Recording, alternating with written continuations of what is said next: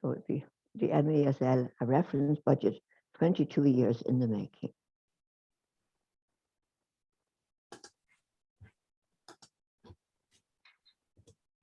So Rob, first of all, may I begin by welcoming everybody and thank you for joining us today.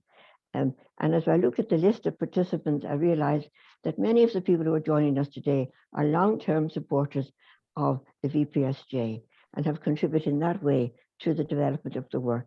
So we want to thank you for that and hope that you will enjoy this this morning, this webinar, when we reflect on the past, the present, and the future of MESL, but we're also reflecting on the wider picture of reference budgets and their role in actually addressing the causes, the impact, and also some of the solutions which face people who are struggling with poverty. So we're looking at as I said, addressing the causes, the reality of income poverty, and some of the measures which we hope will reduce the risk of poverty, and looking at their significance nationally and internationally.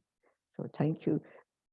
And the first person on the program today is Professor Jonathan Bradshaw. And Jonathan will speak about the rediscovery of budget standards.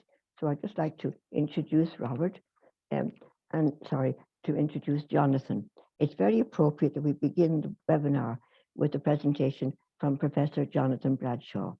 He has been associated with the MESL since the time when it was just a challenge and an aspiration. And in the beginning, having read his work on income adequacy and standard budgets, I spoke with him by phone a number of occasions, and I often wonder what he made of this voice of an unknown person coming across the sea from Ireland. But he was so courteous and generous and helpful. And eventually I visited him in the family budget unit in New York. Professor Jonathan Bradshaw has a very distinguished CV and career. He's Emeritus Professor of Social Policy in the University of York.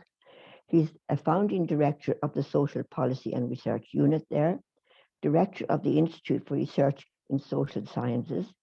He's president of the Foundation for International Studies in Social Security. And in 2005, he was awarded the CBE for services to child poverty. He's also a fellow of the British Academy. And Jonathan has honorary doctorates from a number of universities and is a board member of the British Child Poverty Action Group and chaired their policy committees. So Jonathan, you're very welcome, and we look forward very much to your presentation. Thank you.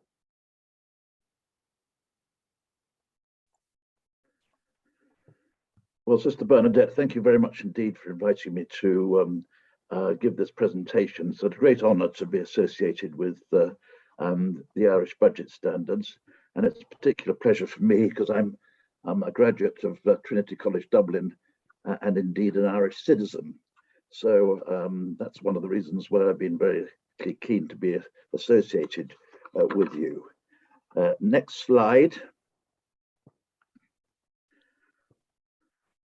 I'm just going to tell you a bit about the origins of the family budget unit and the methods that we developed to develop the then normative budgets in the UK, and say a bit about the movement from the family budget unit to the minimum income standard, which has been taken over now by Loughborough University, and you'll be hearing from them as well.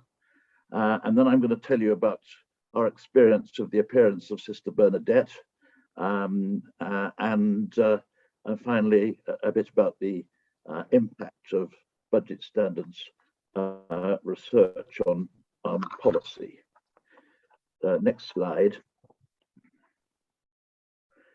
So the origins of budget standards are really in the work of Seaborn Rowntree, who in his first study of poverty in York developed a basket of goods to meet minimum basic necessities. And he used this as his poverty threshold, and he used it again in his second and third study although the details of the budget were changed and the budget standard actually improved over the years. But in the post-World War period, budget standards went into decline, and poverty measurement developed a new relative conceptualization based initially on, in Britain anyway, on the percentage of the social assistance scales, and then later it was measured as a percentage of median income, and income became the key factor, and the poverty threshold was based on a proportion of median income. Well, early in the 1980s, the Social Policy Research Unit at the University of York began to work on fuel poverty because of the impact of the Yom Kippur War on fuel prices. And then we moved from that really to study the adequacy of benefit levels. Mrs. Thatcher had been elected and poverty was increasing rapidly in Britain. And we began to realize that the research using income definitions was not having much of a cut through with the public or with politicians. The public couldn't really understand what was meant by poverty being the proportion of the population with incomes less than 60% of equivalent median income. And so we decided to turn back to budget standards in an effort to make living standards and low living standards more accessible, more transparent. And with Hermione Parker, I established the Family Budget Unit in 1985 at the University of York to try and re-establish public budget standards in the UK. Next slide. We had some experience to draw on because there were still budget standards being used in other countries, in the United States, in the Netherlands with the NIBUD program of research, and in Sweden and Norway, they were still using budget standards to inform the level of their social assistance scales. So we learned from their experience. And the budget that we developed in York was a normative budget. We were advised by a panel of experts, home economists, nutritionists, energy and housing experts, and people like that. There was very little consultation with the general public or consumers. We had a big debate early on about what kind of level of budget standards we were aiming at. And there was a debate about whether it should be a modest but adequate budget or a minimum but acceptable budget. And in fact, in the end, we produced both. And we employed the so-called 50% test. If more than 50% of the population had a commodity, it was included in the modest but adequate budget. And if more than 75% had it, it was included in the minimum but acceptable budget. And I have to tell you that I found budget standards research a ghastly chore. Only people who really love shopping would enjoy doing it. It involves drawing up lists of items and activity, deciding on the number of items, the type of item, how long the item will last, and then pricing each item, and doing this for each member of a set of standard families. And it's a very long process and hard work, and frankly, rather tedious. But eventually we produced the first budget standards in the United Kingdom and published it as a book in 1993. And I kind of gave up doing budget standards research for a bit after that and moved on to other things. But Hermione Parker went on updating budgets with grants from Age Concern and Unison. And the reports of that work are still available on the FBU website, and I've given the URL for that if you want to consult them. Next slide. Then, meanwhile, Sue Middleton, Professor Sue Middleton, was working at the Centre for Research and Social Policy at Loughborough University, and she'd been developing a very different method for drawing up budget standards, not based on expert opinion, but on focus groups using consensual methods. Basically, the budgets were informed by members of the public. And she had published a number of studies based on this method, particularly studies in Jersey, where she had produced a number of consensual budgets. And the Joseph Rowntree Foundation, based at York, enabled us to work together. And indeed, it was Hirsch himself who was responsible for bringing us together, and Donald Hirsch. And we worked together and we drew up the first minimum income standard, as it was called, in 2008, and there's a reference to the report. And since then, with the support of the Joseph Rowntree Foundation and the brilliant leadership of Donald Hirsch, CRSP has continued to publish annual minimum income standards report and improve the methods and presentation.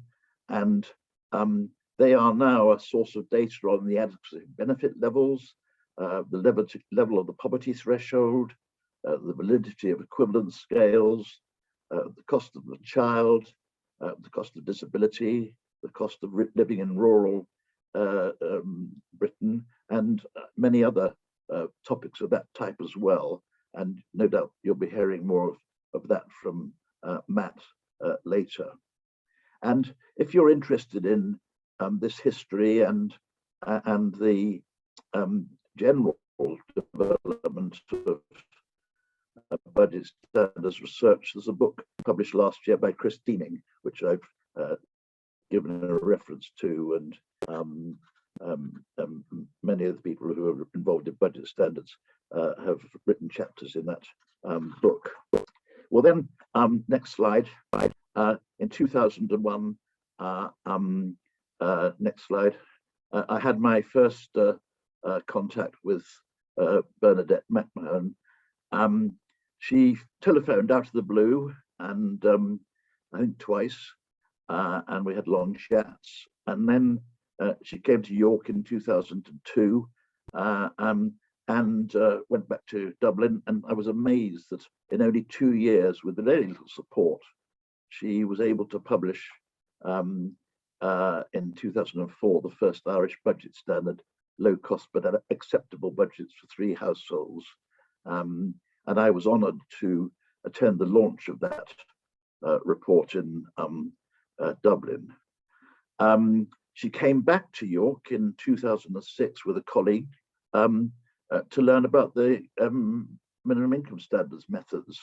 And she published the first minimum income standard based Irish budget for 6 household types that same year. I've got no idea how they managed to achieve that so quickly. And then since then, I've been observing the regular MESL publications with great admiration. And I think Bernadette's a star and a saint. And I hope she won't be lost to the world of budget standards research as the work in Ireland moves from the Vincentian Partnership to St. Vincent de Paul. Next slide. Well, a little bit about the impacts of budget standards research. I mean, I think the impact of the Irish budget standards needs to be given serious attention by Irish social policy scholars. I've urged Bernadette to do it, but she's far too self-effacing. So if there are anybody in the audience who needs a subject for a PhD or a master's thesis, that's a possible topic. Meanwhile, I've observed that despite the Irish banking crisis and the world banking crisis, the minimum income benefits and the family benefits in Ireland are much more generous than they are in the UK. And I don't think that was the case when the Vincentian Partnership started doing their budget standards research. Obviously, one can't attribute everything to the Irish budget standard, but I'm sure it's had a big influence on the level of benefits in Ireland. Donald, Hirsch and Matt will be telling us more about the UK, but looking back on it, I think when we published the FBU budget, we were disappointed that the then Tory Minister of Social Security, Peter Lilly, said he couldn't accept it because it allowed a video recorder, a camera and a TV, and this was much too generous. But the family budget unit budget did influence the level of pension credit, I think. The pension credit, when it was introduced, was almost identical to the low-cost budget for a pensioner that we had published.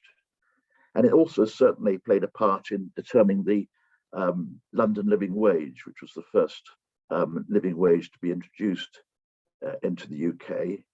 And the living wage is now paid by 9,000 employers in the UK to over 300,000 workers, and it is still being influenced every year by the minimum income standard. And I think we've also had an impact on the work in other countries. Budget standards have been introduced in many other countries. I think Matt's maybe saying something about this, but it's worth having a look at the European Union project, which was based at the University of Antwerp, which has drawn up budget standards for, well, really most European Union countries, using a kind of combination of the FBU and MIS methods. So that's all I've got to say. Thank you very much for having me, and I look forward to listening to the rest of the seminar.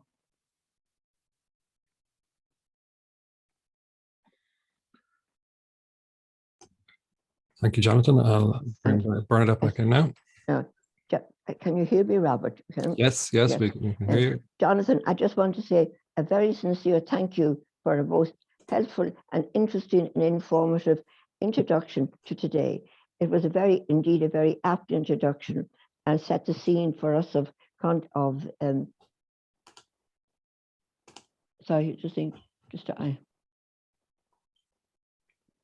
Just to re-enable your video. There you go. Right, for the video. Thank you, sorry.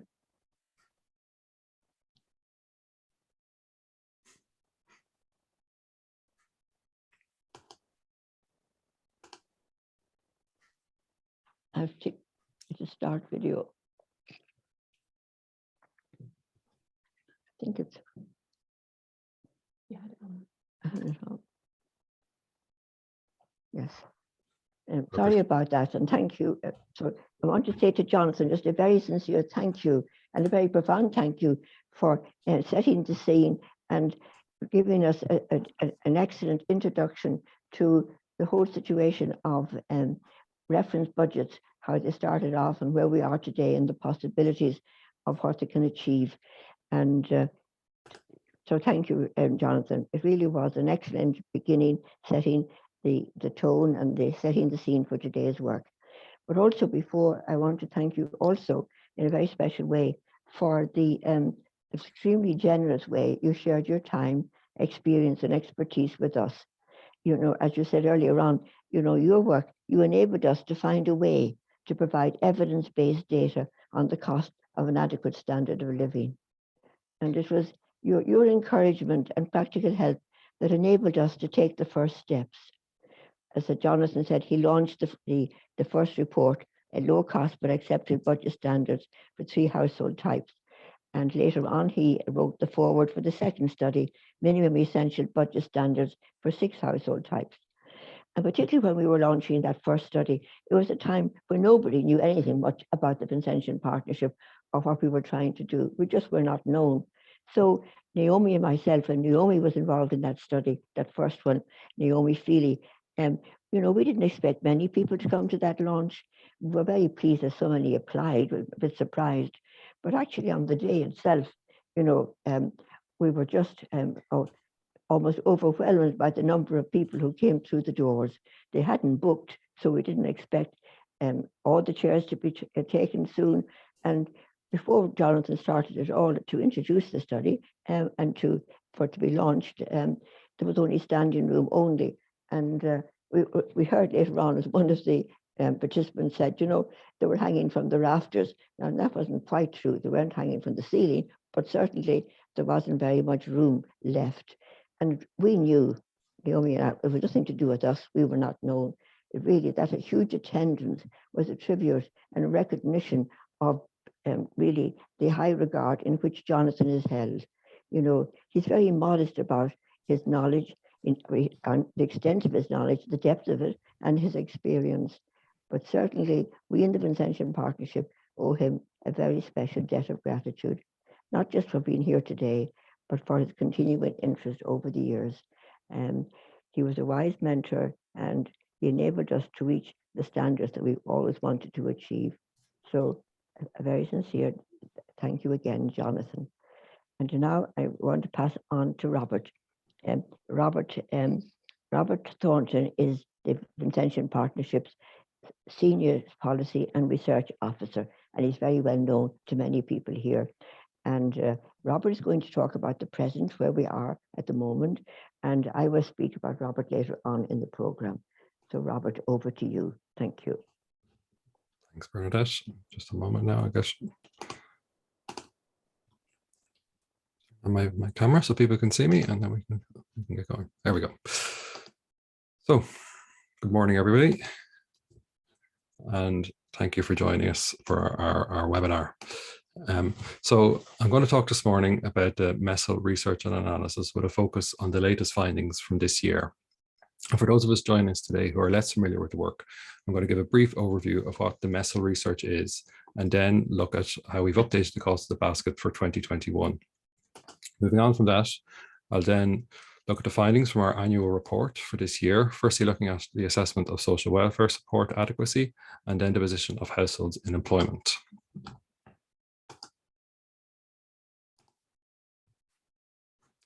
So the Vincentian Partnership's first research project, One Long Struggle, focused on the experience of low-income households across Dublin. And the study found that the majority of these households struggled to make ends meet. They were constantly in debt. And this engagement presented a series of questions. What do people need in order to make ends meet? What's needed for an acceptable minimum standard of living? What's required to have a life with dignity? And this provided the impetus and the inspiration for the Vincentian Partnership's research to turn towards providing evidence-based answers to these questions.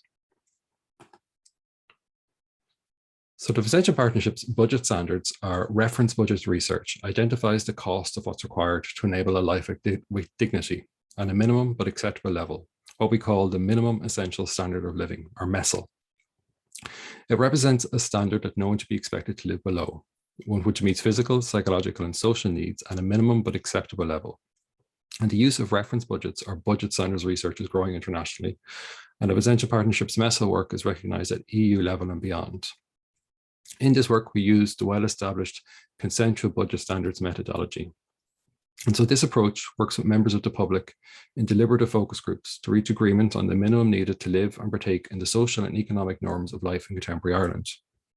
We do this through working in multiple phases, with iterative in-depth discussions taking place, each building on the work of the previous stage, to ultimately produce a negotiated consensus on what people regard as essential.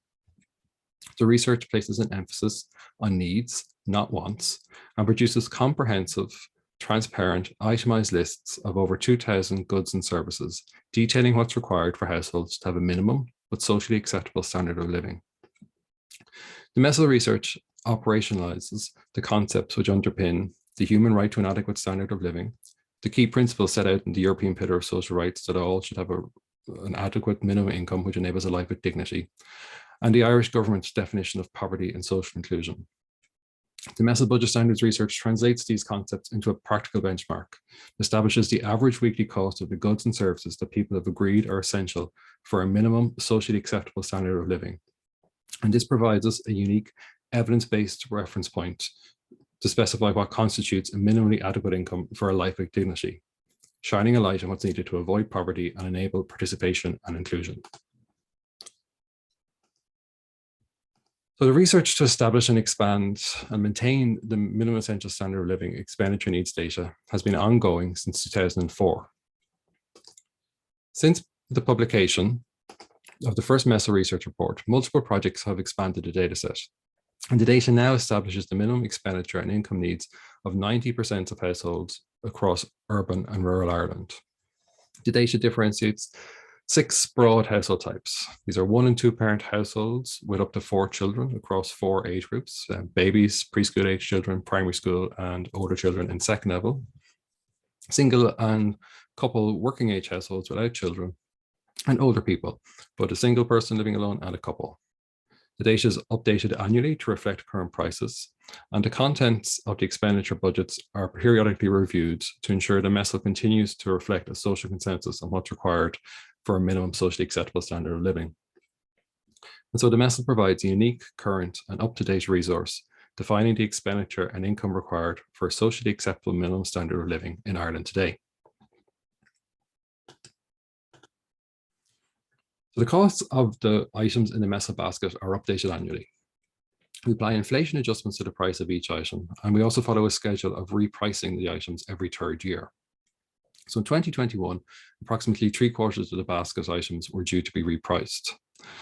But COVID restrictions in the first half of the year meant repricing wasn't possible for a portion of the basket, as some of the lower cost retailers and brands, which are specified for a range of items within the minimum baskets, don't offer online shopping, and in-person shopping wasn't possible.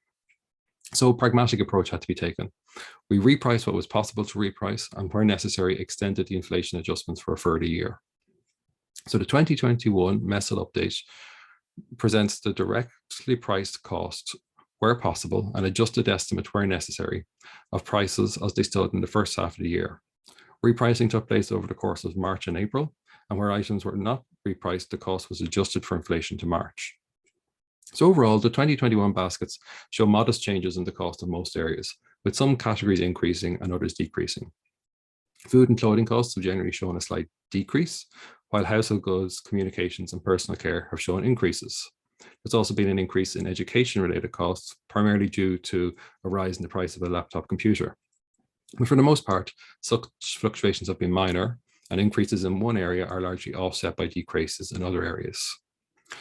However, there were notable increases in transport, with rising fuel prices pushing up transport-related costs for households which need a car, although this was partly offset by a decrease in car insurance costs. And household energy costs have also increased and have continued to increase at a notable rate as the year has gone on.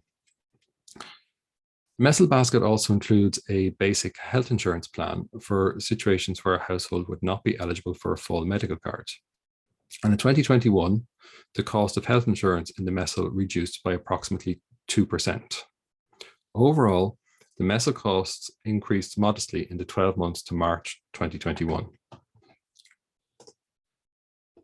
So the MESL research informs debate on where the appropriate level of a minimum adequate income may lie, and provides a benchmark for assessing the adequacy of social welfare supports. To track the trends in social welfare adequacy, the annual analysis includes an assessment of over 200 unique cases. And through examining the patterns of adequacy and inadequacy, we can identify the particular household types and characteristics which are associated with greater incidence and depth of income inadequacy. And that's what we're going to turn to look to now. So as I said, the analysis looks at over 200 cases. These are comprised of 1 and 2 parent households with up to 4 children across the 4 age groups, working age households without children, and older people dependent on the state pension. These are assessed in various social welfare dependent scenarios. And our findings for 2021 are consistent with previous years. We find that the position of social welfare dependent households has improved incrementally once again. And our analysis shows an increase in the number of adequate cases, up by 9 to 67. And these 9 cases include a one-parent household with younger children and 8 two-parent household compositions. In each cases, the incomes of these households were approaching adequacy in 2020, and improvements in the qualified child rate and fuel allowance contributed to the improvement of the position of these cases when reliant on social welfare. However, social welfare fell short of providing an adequate income in 147 of the 214 cases examined. And within these 147 cases, 69 have an income which meets at least 90% of their minimum needs, while 78 demonstrate deep income inadequacy, whereas social welfare provides for less than 90% of the minimum needs. And our analysis over the years has consistently found that households with older children and households headed by one adult have the greatest risk and depth of income inadequacy. And the concentration of deep income inadequacy in these household types is due to the current structures of the social welfare system, underestimating the minimum needs and costs for one adult-headed households relative to 2 adult-headed households, and older children relative to younger children. So the vulnerability of these household types is also demonstrated in the SILC national poverty data. It similarly finds that households with older children and one adult-headed households demonstrate greater at risk of poverty rates than other household types. So as I said, the one adult-headed household demonstrates a greater rate of income inadequacy and deep income inadequacy than 2 adult-headed households. And this is demonstrated here in the case of a working age single adult household type. For an unemployed adult living alone in private rented accommodation in Dublin, the combination of a full job seekers payment and rent supplement was deeply inadequate in 2021, meeting 81% of minimum needs. In a situation of being a long-term social welfare recipient and so qualifying for fuel allowance and the Christmas bonus, these additional supports would bring income to meeting 83% of minimum needs. If we were to look at them in a position of being in a housing assistance or HAP tenancy, where the tenant can be required to pay a top-up to bridge the gap between the rent limit and market rents, the further housing costs would add an additional €84 to their minimum costs, deepening the potential income inadequacy. This working age single adult housing type has consistently demonstrated deep income inadequacy in the MESL analysis. And this is partly due to the structure of the current social welfare rates, which underestimate the costs faced in one adult-headed households compared to 2 adult households. There are significant economies of scale available to 2 adult households, which are not available to a single adult household. These are notable in the cost of running a home in the areas of home energy, household services, and household goods, when the costs for a 2 adult-headed household are compared to the 1 adult-headed household. Looking then at the position of households with children, we find that social welfare provides an inadequate income for the majority of households with children examined in the analysis. Households with older children are particularly vulnerable to deep inadequacy. Of the 78 deep inadequacy cases we find in our analysis, 65 are household compositions with at least 1 older child, although this is a reduction of 7 cases compared to 2020. Our research has consistently identified older children as having additional and different needs, distinct from children in younger age groups. The minimum needs of older children cost approximately €133 per week, 63% more than the minimum needs of younger children. 2/3 of these higher costs for older children are due to additional needs such as food, clothing, and social inclusion costs, and almost a fifth is related to additional expenses associated with second-level education. So social welfare supports would meet approximately 62% of the MESL costs for an older child. This is compared to meeting at least 88% of the costs for younger children. As illustrated here, both 2-parent and 1-parent households with older children are vulnerable to deep income inadequacy. But when 1-parent household compositions demonstrate the greatest level of deep income inadequacy overall, the greatest rate of older child deep income inadequacy, and the greatest depth of income inadequacy. When a household with an older child does not demonstrate deep income inadequacy, it's due to either the presence of a younger child, which have lower MESL costs and offset some of the additional costs associated with the older child, or it's a 2-parent, effectively, household. But in recognition of the older child's additional needs, a higher rate of qualified child increase for children aged 12 and over in social welfare dependent households came into effect in 2019. And this has been built on in subsequent years. And the increases to the QCI for older children have contributed to a reduction in the incidence of deep income inadequacy for household types with children of this age group in our analysis. The introduction of this higher rate was a crucial step. So the social welfare system acknowledged that older children have additional minimum needs, and the importance of this measure will be in the ongoing steps which build on it to progressively realise a social welfare system which adequately meets minimum needs. The MESL work also provides a benchmark for assessing the adequacy of income in employed situations, examining the national minimum wage and the role of in-work income supports and services. So here we look at the position of a working age single adult without dependents living in the Dublin area. This individual would have a core MESL expenditure need of €224 per week before their housing costs and an assuming entitlement to a full medical card. To assess the adequacy of their net income from full-time minimum wage employment, we look at two scenarios. Firstly, on the left, paying a market rent based on 90% of the average rent of a one-bedroom dwelling in the Dublin area. So housing will be €1,180 per month, an average of €273 per week. In this case, we find that a standard full-time minimum wage salary would meet 72% of their MESL needs, leaving a shortfall of €140 per week. So to meet the cost of their minimum needs, a single adult in this scenario would need a gross weekly salary of €611 per week when living in private rented housing in the Dublin area.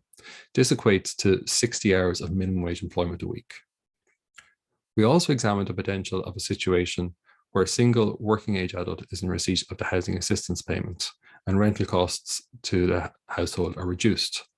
Here, the housing costs are comprised of a differential rent of approximately €49 per week and a top-up payment of €120 to bridge the shortfall between the HAP rent limits and the market rent. In this scenario, the full-time minimum wage net income would meet 91% of MESL needs. But to meet the costs, when in receipt of this housing support, the household type would require a gross weekly salary of €480 per week.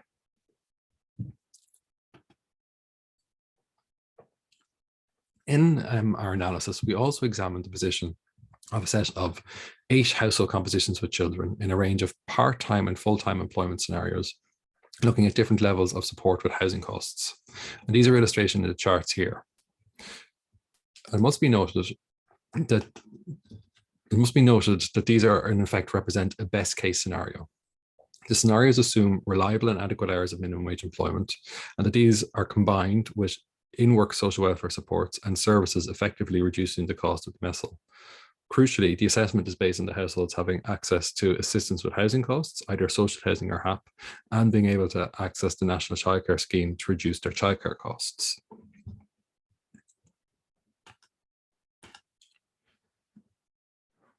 Overall, our analysis shows it's clear that access to services such as assistance with housing costs is vital in supporting households towards income adequacy. However, an adequate evidence-based wage floor is also required to establish a reasonable base for these social support mechanisms to work from.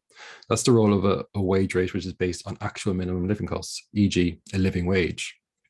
But wage rates can't be expected to address income inadequacy in isolation. Rates of pay can't take account of household composition, the number of people dependent on a wage, and so forth. In-work income supports and services which reduce potential living costs can work in conjunction with an appropriate earnings floor to smooth out these additional and different needs. And our analysis for households with children demonstrates the importance of both support with housing costs through access to social housing and support with childcare costs, currently through the Early Childhood Care and Education and National Childcare Scheme. These can enable income adequacy with earnings at or near the current minimum wage in conjunction with the current income support such as working family payment, one-parent family payment, job seekers transitional, and so forth. So to conclude, the annual MESL series provides detail of the latest minimum essential standard of living expenditure needs and in-depth analysis of income adequacy assessments to underpin the development of evidence-based policy recommendations.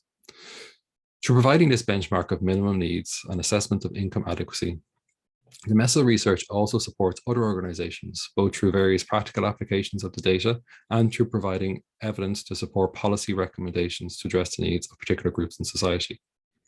Furthermore, The MESL data and analysis informs a number of collaborative efforts, including the calculation of the living wage rate for Ireland and efforts to advocate for the benchmarking of social welfare rates to enable an adequate minimum standard of living for all. Through this research, the Potential Partnership for Social Justice has actively worked towards building a fairer society for all. Finally, the full report and all the supporting data and tables are available on our website, budgeting.ie, and the minimum income standard calculator is also available at misc.ie. And thank you for that. And I will hand you back to Bernadette now. Just a moment. And there she is. Thank you. Am I back on, Robert? You're back on audio, but not on video. There we are. Perfect. Thank you. And just to say, Robert, thank you for a very comprehensive coverage of where the MESL and the Potential Partnership is now. So thank you for that work. We'll be talking about it later on, Robert. Thank you. It's very detailed, it's time consuming. And I was reminded of what Jonathan said. You know, a lot of our work is so detailed and time consuming that most of our time goes on actually doing the day-to-day, the routine work. But that's so important because we want our work to be valid, reliable, and transparent. So Robert, thank you very much indeed. Now we're now moving on and to have a look at really at the past, how the work got from the very beginning, how the MESL data developed from the very early days until today. So I invite now in a moment to, not just in a moment or two, I'll invite Bríd O'Brien to speak on this particular stage in the journey. And Bríd is is head of INOU Social Policy and Media. She's a member of the INOU Senior Management Team. And on behalf of the INOU, Bríd works with colleagues in the community and voluntary sector on issues of social and economic inclusion and justice, equality and human rights. And since 2007, Bríd has been one of the community and voluntary pillar representatives on the National Economic and Social Council. And on behalf of INOU, she acts as a media representative and has represented the INOU in a range of structures dealing with labour market, education and training and delivery. And also, from our point of view, Bríd is a valued member and a long-standing member of our advisory group. And for that reason, she is very familiar with what we do, and she's a very faithful supporter of, and very, a very reflective supporter of what we do. So before I just actually hand over to Bríd, I just want to say that, we talked about we've talked about the journey, but actually who is the people who started the journey? And there were 4 women, they never appear on our bibliography or our timeline, but they're very important. And these were 4 women in Sherry Orchard. At that time, very early on in the 90s, 1990, 98, 97, the Potential Partnership was using a voter education program and to encourage people in disadvantaged areas to use their vote as their voice and to become familiar with how decisions are made about them. And so 4 women in Cherry Orchard, where we had been working, asked me to come and talk about the national budget. And they reflected on how social welfare was divided and how many people had to draw their income from that particular source. And 2 of them then said, and these were women who were wonderful managers, very, devoted to their families. And when sometimes I think of those, and I think of the myth that's out there, that people often in social welfare who cannot manage are bad managers, are irresponsible. Far from it, they're great managers. But those women didn't see any way out of the rest of their life of actually struggling every week to make ends meet. So there was really heartfelt cry from them when nobody ever showed the government and policymakers what it's like to live on social welfare and the minimum wage. And then 2 others said no. They said, we would like someone to show us, to show the government what it's like, what people need not to have to struggle every week, what people need for a minimum income, a life with dignity. That is what we would like. And as I drove away from that meeting, I was left with that a very big challenge. We were new, We were just getting established in the voter education area, which we believe very strongly in. We're non-party political, but we're left with this challenge. And it was just like also like a moral imperative. Do we do nothing, or what do we do? And I remember the Spanish poet, Antonio Marcelo, who, he said, traveler, there is no path. The path is made by walking. And it was just a challenge. What could we, the small organization just beginning, what could we do to respond to that cry? And those 4 women, have kept at the back of our mind over the years. And it's because of them and people like them, people who need others to speak up with them and for them, so that they may have an adequate standard of living, a life with dignity. And that was really then when I started getting in touch with Jonathan, as he said. So that was the actual beginning. And it is really the memory of that has kept us focused on, our work. We limit ourselves to the 2 projects, but mostly now the work on MESL, the minimum essential standard of living. And as we reflected today, and I was listening to Robert, I recall 6 researchers who helped to bring us to the present stage of development. And while VPS researchers, we always work as a team on various projects, and each project there's always one person who has a particular role. So when today Bríd mentions each researcher, she will be referring to the study which is specific to them. Those early researchers help to take the work from one stage to the next. In the very early years, we had limited resources to which Jonathan referred, and because usually a grant for just 1 year. So that meant working for tight deadlines and sometimes not always staying with a 9-to-5 day. So those young researchers, they gave generously of their time and helped to accomplish much in a relatively short time. I often look back at those studies and marvel at what was achieved. So today, we want to acknowledge their legacy, which lives on in every new development, and to honor their contribution. They were young researchers who were very professional, dedicated, and with the privilege with whom to work. Now, unfortunately, because of time, we can't really honor their work as much as we would like. But as Robert was speaking today, I just realized that the work that Robert spoke about, for example, the living alone allowance, the pensioner living on her own does not have enough for a minimum essential standard of living. The living alone allowance doesn't make that possible. The early work, the data we produced in those very early studies identified that as a cause of poverty. And also those early studies identified the fact that having an older child in the household is a very expensive reality, and child benefit and child social support, income support, do not actually at the moment meet that cost. And it's, it really is explanation of why poverty is high in families with older children. And also it drew attention to the need for a living wage. So that was their early work. The seeds were sown then, and it was only now that they're getting the recognition that they need. So I hand over to Bríd. Thank you very much, Bríd.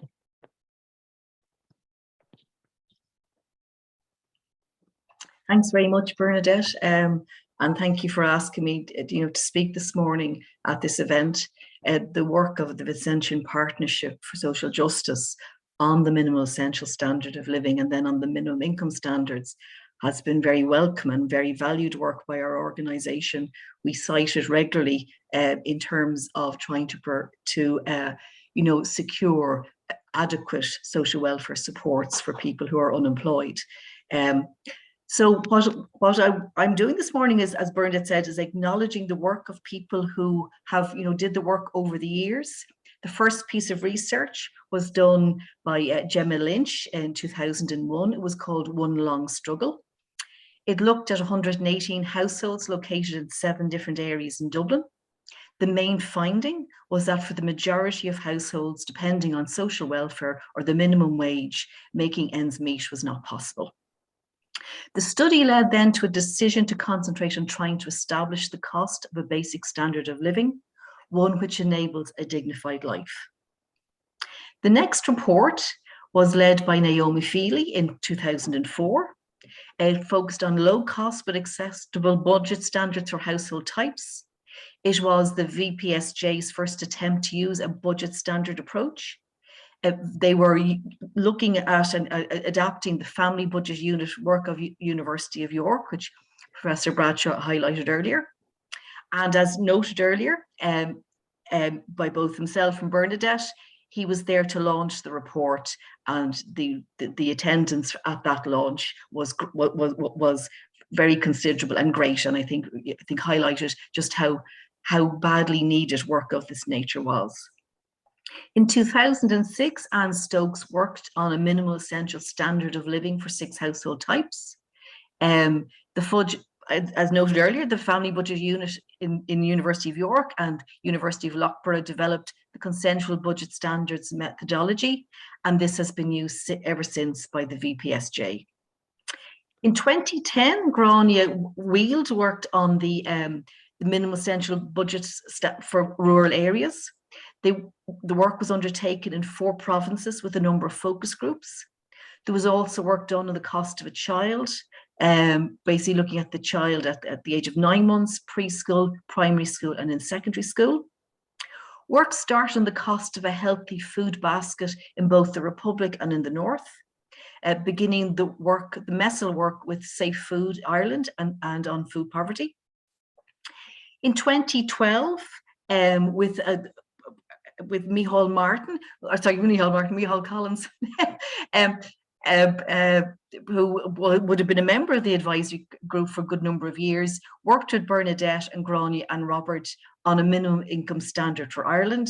At the time, Micheál would have been in the Policy Institute in Trinity College.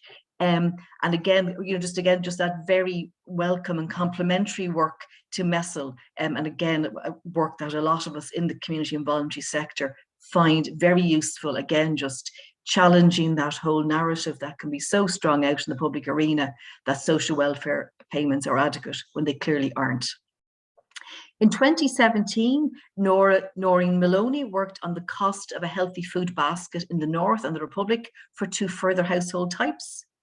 Work was also undertaken for a MESL for a single adult with a vision impairment in collaboration with the NCBI. And that focused on establishing the additional cost which a person with a vision impairment encounters and the adequacy or otherwise of income supports. Certainly work on issues of disability is something that was discussed within the Vincentian Partnership and the advisory group. And I suppose, again, what very much is highlighted is that given that people can have all kinds of disability that can lead to all kinds of costs, that very much kind of the work then concentrates on one particular case, but so further work is certainly needed to be developed, and it is welcome that that cost of disability report has been finally published, which is great.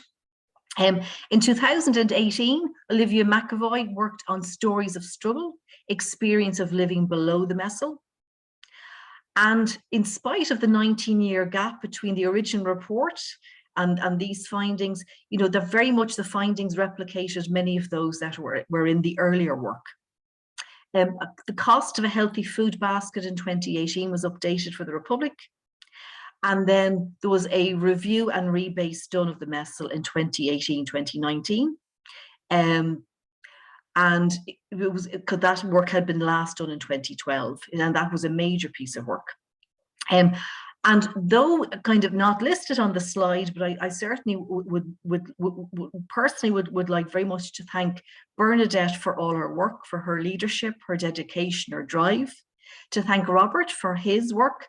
His dedication to detail, and that is great, and we always know when we're quoting it that it's robust, it will stand up, and though the DSP might not like what it contains, we know it certainly it's great, and it's been a great tool, I think, to many of us in the sector to be able to draw on it. And then the more recent member of the team, Hannah Boylan, as well, to thank her for her work. So thank you all very much.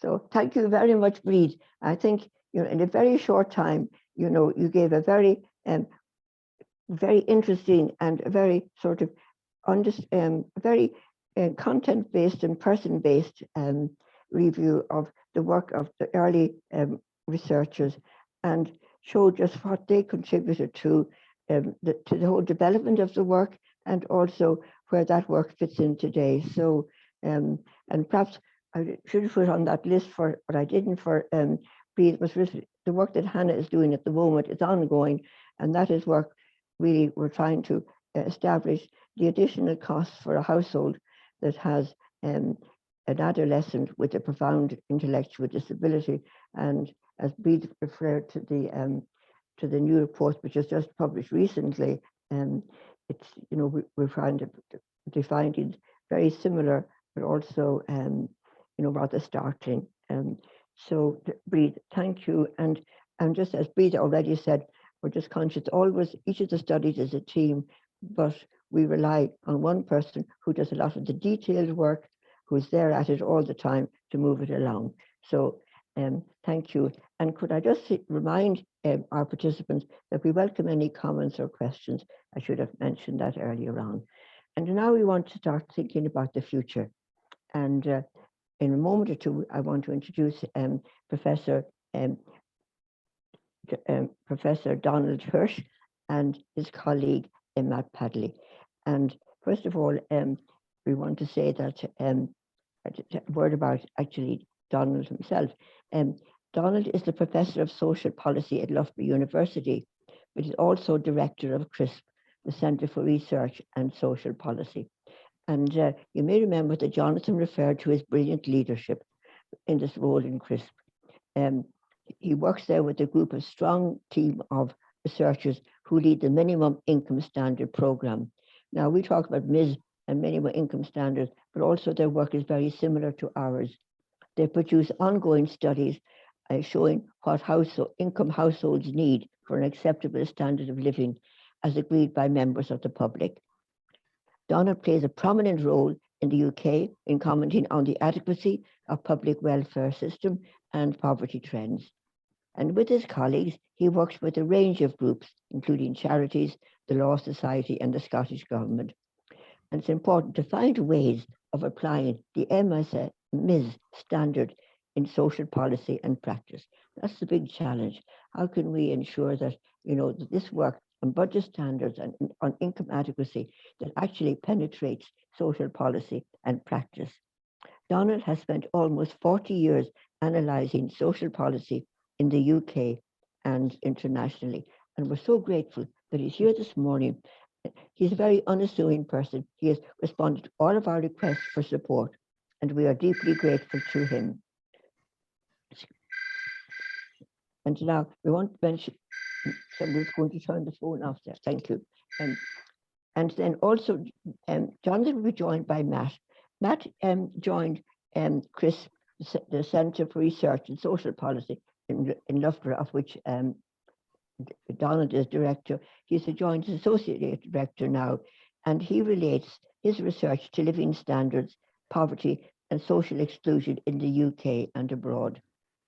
He focuses on public conceptions and understanding of living standards and how these can be used within public policy. And I think that's a very important area because, I think on the whole, many of the population find it hard to understand different standards of living and how important they are if we are to have a more equal society. Much of Matt's work centers around the application and development of MIS, and he delivers training in the minimum income standard and the consensual budget standards methodology. He delivers that internationally, and he's worked with colleagues on these projects in Portugal, South Africa, Mexico, Singapore, and Thailand. And he plays a lead role in developing the MIS network, of which the VPSJ is very happy to be a member. And then just where do we fit in with them? Well, I think from 2008, the VPSJ has been liaising with CRSP and have collaborated with them on just 2 small projects. Now, while the VPSJ does similar work on as CRSP does. We do it on a much smaller scale because of our more limited resources. With their funding, CRSP have expanded the directions of the work and have done so in a number of other countries. Donald, Matt, and Abby, a colleague who has been a tremendous help to us and to me personally, but who cannot be with us today, they have been very generous in sharing their experiences and knowledge. Donald came to Ireland to launch in 2012 our minimum income standard for Ireland. And before that, a former colleague, Professor Smith, launched the minimum income calculator. Matt leads the work to establish the minimum standard in MESL network, both nationally and internationally. And this promotes peer learning and support. And we gain immensely because we need this area of budget standards. You know, it's quite limited in the number of people engaged in it at the moment, but we need to expand it and to learn from one another. So we in the VPSJ are very grateful for their collegiality, their friendship, and we greatly admire the commitment, the professionalism, and the vision which underpins what they do. So now I hand over to Donald and Matt. Thank you. Thanks so much, Bernadette. I'd just like to reiterate what everyone's been saying, how great it's been to have this collaboration, to work with you and your team over these years. And I think we really do have both shared perspectives, but also similar advantages. I mean, obviously, the shared perspective of the consensual budget standard is fairly clear. But I think that one of the reasons why we've actually been making an impact in both countries is actually to do with longevity, which has been a theme here, but being able to work over time with a strong and effective team. And I know that you have had a great team with a lot of longevity, not only yourself and Robert, but also Hannah and Hannah Boylan, and before her Grania Welt. And just to say on this side of the Irish Sea, it's been so important. I mean, on the one hand, we've had continuity with the FBU that we worked with Nina Oldfield for a number of years, and Bill Wilkinson on fuel, on the fuel element, who sadly passed away earlier this year. But in particular, I mean, despite the very nice words which both Jonathan and Bernadette have been saying about me, I mean, really, you know, MESL in the UK is to do with the strong CRSP research team led so brilliantly by Abby Davis and with Matt, and also Claire Shepherd, who's just done so much. And, you know, what I would say is that you know, we mustn't take for granted the fact that that this team has actually been doing this through thick and thin for over a decade, and through difficult times. I mean, at the moment, carrying out a rebase on schedule during the COVID period, through innovative use of remote focus groups, which is, you know, just been such a huge task. And I just can't say enough how much we have. The success of MIT has depended on Abby, Matt, Claire, and the rest of the CRSP team. But one of the reasons I'm mentioning this is that putting so much importance on this is actually this continuity, because it's more on both of these cases, it's more than just a research project. We have such big ambitions, which we are achieving, I think, which is to create a sort of an ingrained understanding of what minimum income requirements are, and there are all sorts of ways in which this is being reflected in the way that people both talk and act on both sides of the Irish Sea. So in the UK, we've been constantly surprised by not just how think tanks are now sort of, whenever they talk about income, they really refer to MESL, and that's become the benchmark as we'd hoped. But also by all these other applications we've had so many charities who use it as a criterion for giving out financial aid.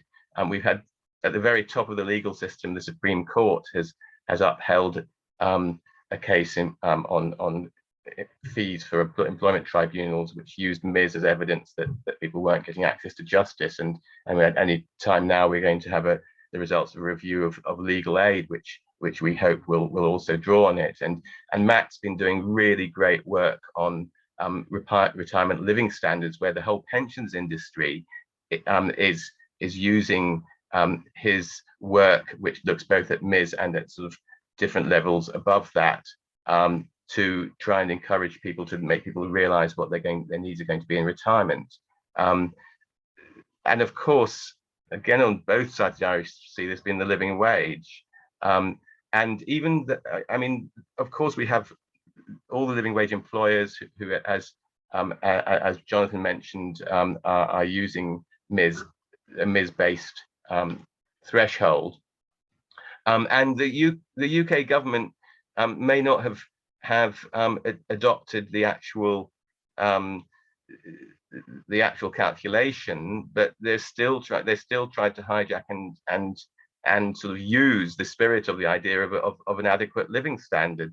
And I noticed that in Ireland in April, the government asked the Low Pay Commission to design a living wage in the Irish context, which was about living standards, and maybe more explicitly will draw on evidence from the MESL, which is of course the benchmark for the living wage in Ireland. And I'd just like to mention that I noticed that the MESL based work, the living wage threshold is now 20% above the minimum wage, which is about what it was when the national living wage, so-called the official one in the UK, was introduced. It's now 4%. In other words, it's narrowed. The gap has narrowed, and there has been, even though they're not adopting a threshold which is directly based on living costs, I think that there's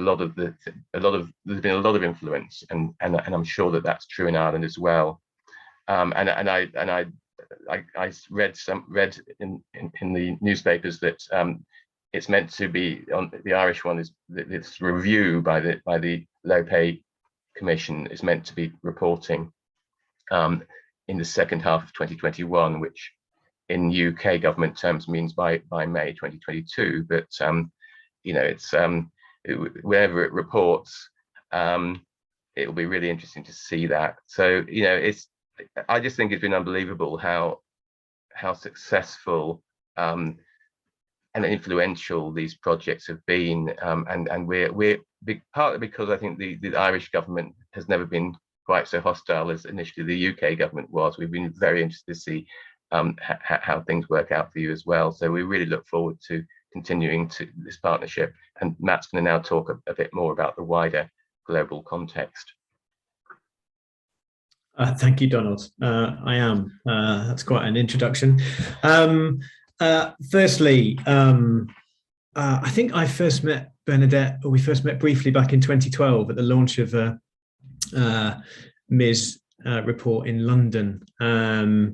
And from our point of view, you've always been an amazing source of support, encouragement, enthusiasm, and hope, which I think is a very valuable thing to do. And we've certainly found that enormously helpful. Your enthusiasm and passion for the work that you do is obvious to everyone, I think, and I think critical in the success of the work that you've done in Ireland. So that's enough of the loving, although I may come back to that at the end. I just want to say briefly some things about the kind of broader global network of people who are interested in doing the same kind of thing. So what we've tried to do since 2018, when we had our kind of first event bringing teams together from across the world, is to establish, as Bernadette said, a kind of peer support network, a supportive network of people who are doing the same kind of work and interested in the same kind of questions, although specific ones in different contexts. So when we first got together in London in 2018, we had people from the UK, from Ireland, France, Portugal, Singapore, Mexico, South Africa, and Japan. Thailand were doing some work as well, but were unable to join us at that point. And the kind of questions that the work that we all do addresses are kind of varied and depend on the country and the context within each country. So Singapore, the work they've done there, initially at least, was focused on an aging population and what can be done to kind of support older people and what they need. In Thailand, it was focused on the child support grant. In Mexico, it's been very much focused on wages. But in all of those countries, what we've seen is that once they've got their first project under their belt, they've kind of moved on and developed this work and seen the value of it. And I think, you know, when we were looking to establish that global network, that's very much what we wanted to do. It wasn't to say that this is the absolutely best way to do everything, but although we obviously think that, but to kind of emphasize its value in addressing those kind of big questions. Clearly, that kind of academic connection is important, and they're building that evidence base across the world, and we're starting to do that. It's about connecting individuals, and it's about connecting individuals who are kind of passionate about what they do. I think without that enthusiasm and that commitment to making the world a better place, I don't think the network would have kept going, particularly in these kind of challenging circumstances that we find ourselves. A few thoughts about the coming years and the challenges that kind of face any work looking at budget standards. I think the uncertainty surrounding COVID in the UK, in Ireland, in every other country in the world. What COVID has done is highlighted existing inequalities. It's probably entrenched those and increased global inequalities in many ways. And so questions about living standards, about what constitute minimum living standards, about how the public understand these, remain fundamentally important. And all of the work that we do addresses those kind of critical fundamental questions. As Donald has mentioned, and as many others have mentioned this morning, the work that we do has a role to play in shaping public policy and debate around things like wages, living wages, around housing affordability. We saw the importance in what Robert was talking about this morning of the role that housing plays in kind of understanding income adequacy. Beyond that, it kind of addresses and talks to those bigger kind of global issues like and global questions of dignity and dignified living standards and things like that. But, and I think I'm going to come back to this point, all of this work globally in the UK, in Ireland, is kind of driven by that passion, that commitment. And it's good to know that commitment will continue in Ireland and that the work will continue. And we very much hope to kind of continue that relationship. The collaborations that we've had, that kind of shared goal, are critically important. And we very much hope that those relationships will continue. Bernadette, you said that Abby was unable to join us this morning. For fear of making this a bit like This Is Your Life, Abby wanted to just send her thanks as well, if that's all right. Hi, Bernadette. I couldn't miss it. I've moved a MIS group. This is unheard of, just so that I could be here to see you and send my love and best wishes. You are truly, truly an inspiration and a pillar of strength. You've been a fount of wisdom and support, and the work that you and Robert and your colleagues have done and continue to do has been amazing. And I just had to be here to say that, and how much I've loved and enjoyed working with you on our sister projects. Thank you. Yeah. And I think in a world, particularly an academic world, where it's often about competition, we've definitely valued the collaboration and enthusiasm and encouragement. When it's often about other people doing better than you, Bernadette, you are a constant source of encouragement. So thank you very much.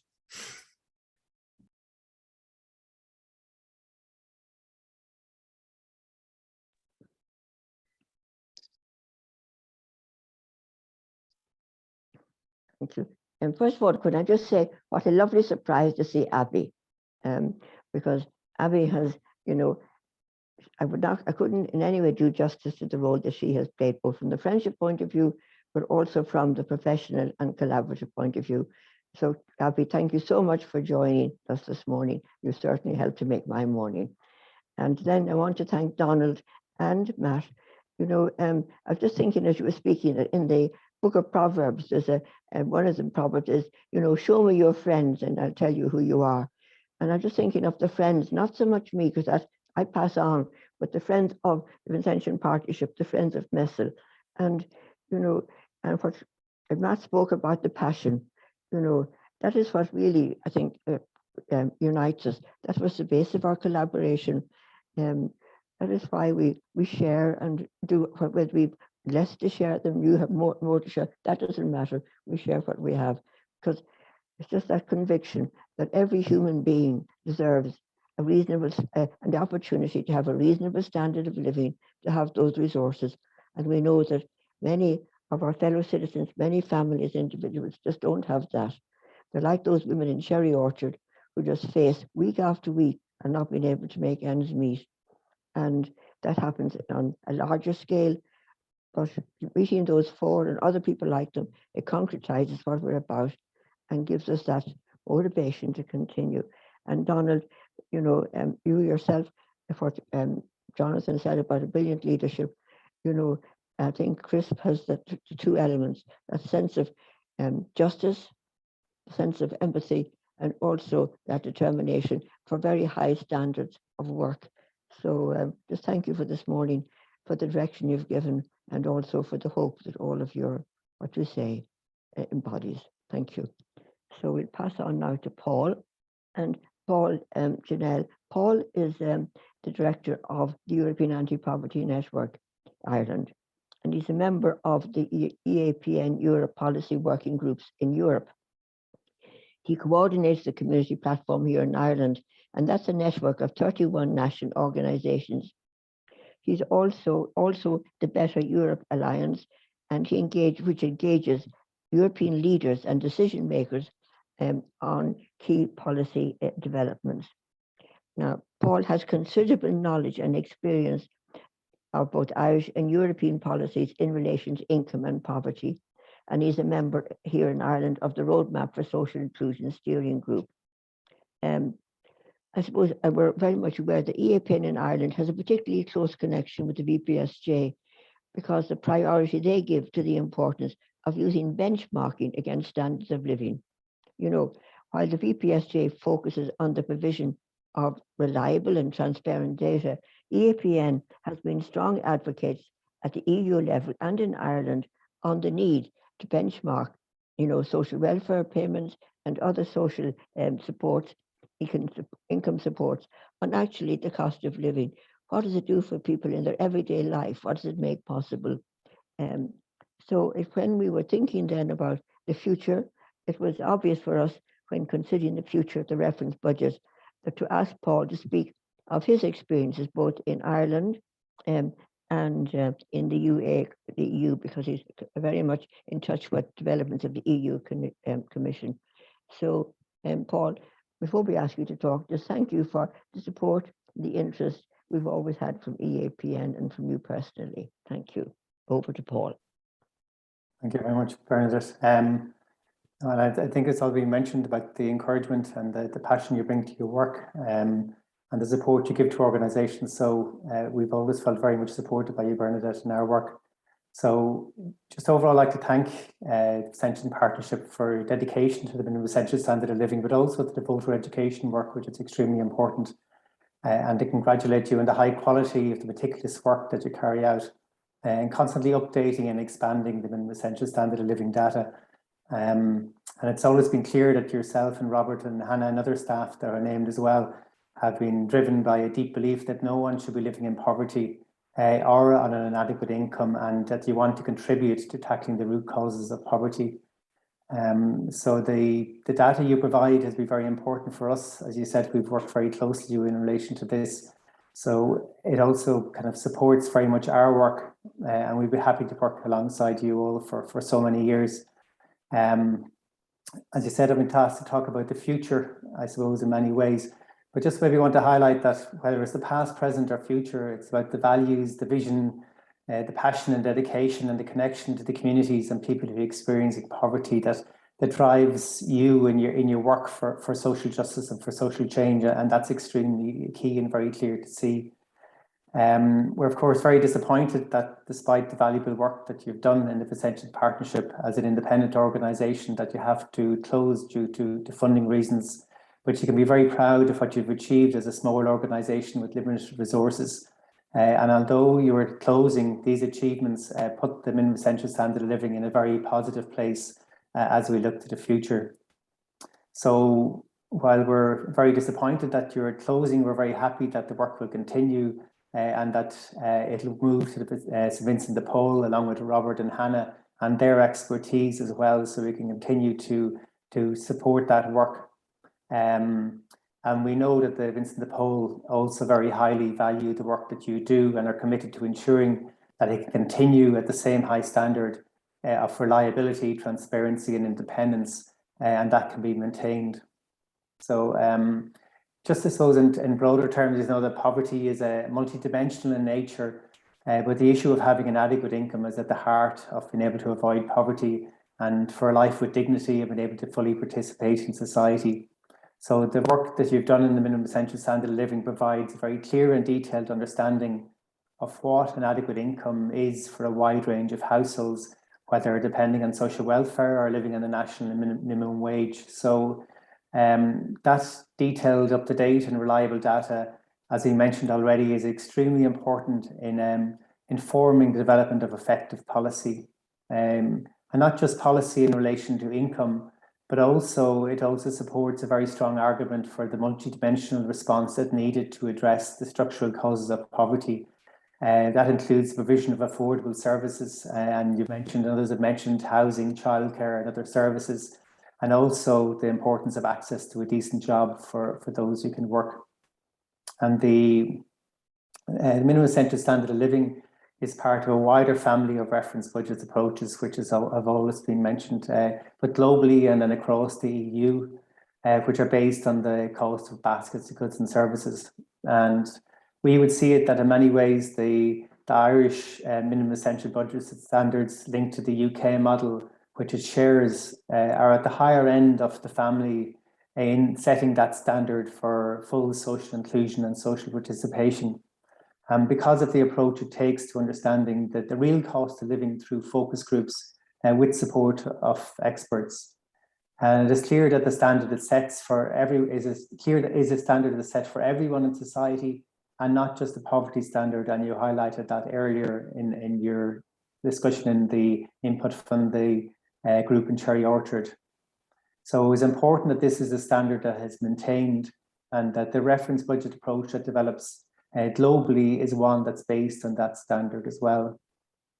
And just to look at a number of opportunities in terms of the minimum essential standard of living and the wider reference budget family as it develops kind of nationally and globally.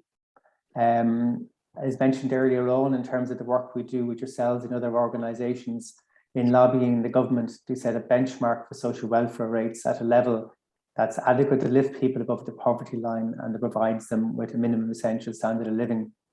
And this approach is widely understood and supported by organisations across the community voluntary sector, but as of yet, unfortunately, not accepted by government. And while the minimum essential standard of living also identifies the different policy changes that it can improve the incomes of different household types, many organisations are committed to continuing to lobby for the overall benchmark for the social welfare rate, that this can have the widest benefit for all households. And also, as we mentioned as well, in relation to the living wage, that the minimum essential standard of living plays a key part in informing and updating the living wage and the rate that's developed by the Living Wage Technical Group here in Ireland. And the existence of the data can play a really important role in informing government policy in terms of the national wages. And Donald mentioned the government asking the Low Wage Commission to look into this issue and to report back in terms of a living wage for Ireland.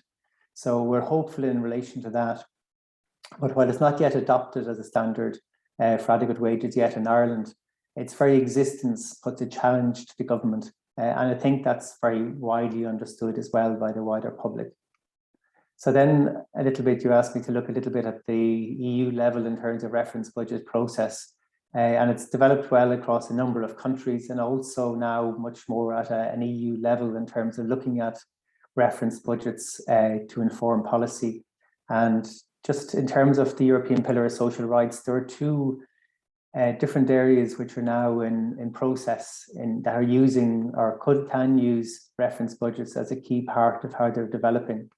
One has been a directive or an EU law on adequate minimum wages, which the European Commission published earlier this year, and it's gone to the European Parliament and the European Council, which represents the governments, to debate and agree, and then which member states will have to incorporate into their own laws.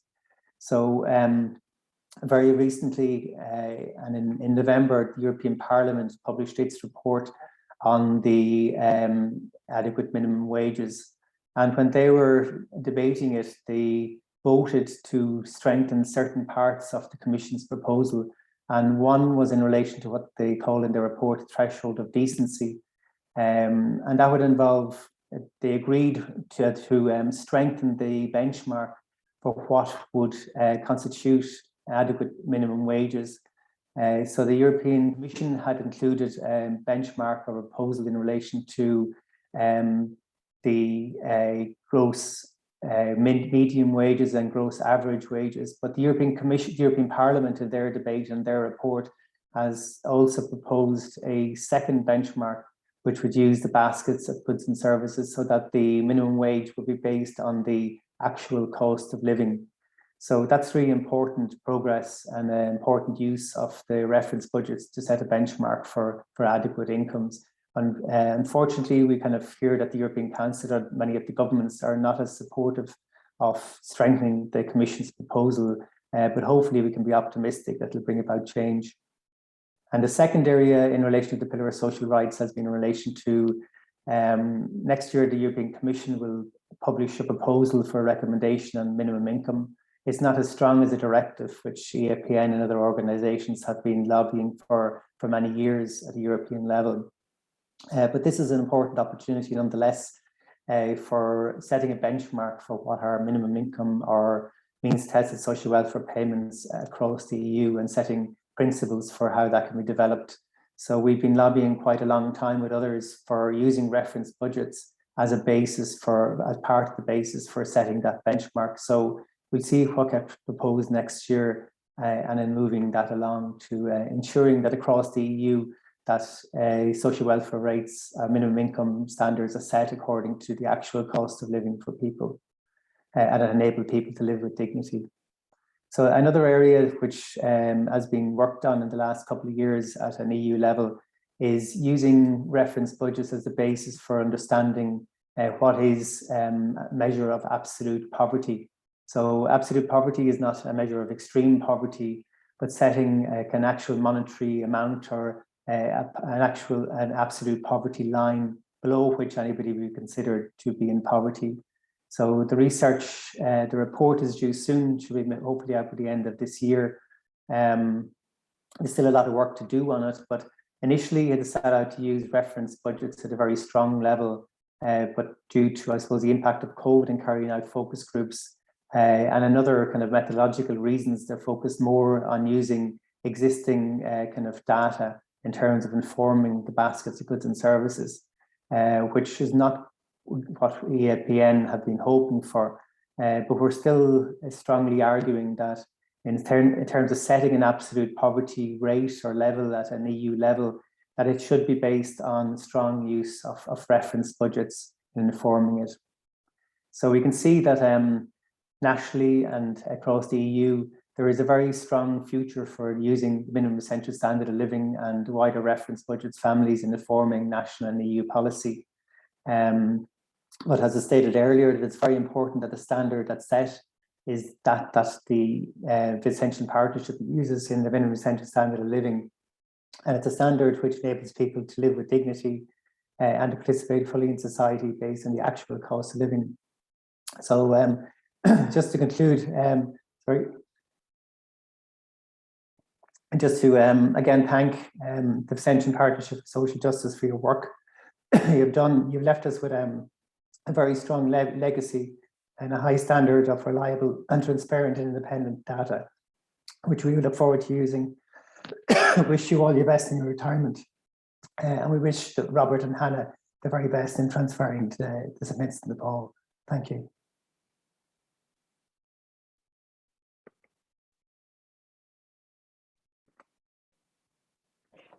So thank you, Paul, for first of all for that wide sharing of your experiences, for your support, and also just we want to say once again that EAPN have done such a tremendous amount of work in Ireland and elsewhere to promote the idea that it's a question of justice, that people would have a minimum income so that they would have a life with dignity.